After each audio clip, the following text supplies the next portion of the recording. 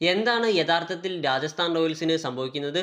Indian premier ലീഗിൽ വീണ്ടും മറ്റൊരു തോൽവി ഏറ്റുവാങ്ങിയിരിക്കുകയാണ് സഞ്ജു സാംസന്റെ രാജസ്ഥാൻ റോയൽസ്.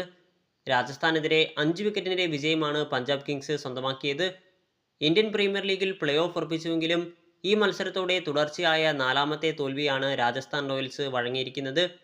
ആദ്യ പകുതിയിൽ മികച്ച രീതിയിൽ മുന്നേറിയ രാജസ്ഥാനാണ് ഇപ്പോൾ താളം കണ്ടെത്താൻ വിഷമിക്കുന്നത്.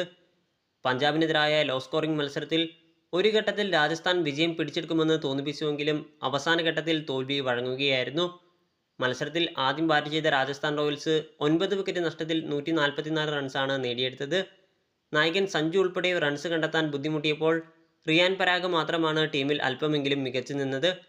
മറുപടി ബാറ്റിംഗിൽ പവർ പ്ലേകളിൽ വിക്കറ്റുകളെടുത്ത് രാജസ്ഥാൻ സമ്മർദ്ദം ചെലുത്തിയെങ്കിലും നായകൻ സാം കറന്റെ ഇന്നിംഗ്സിലൂടെ പഞ്ചാബ് അതിനെ അതിജീവിച്ചു.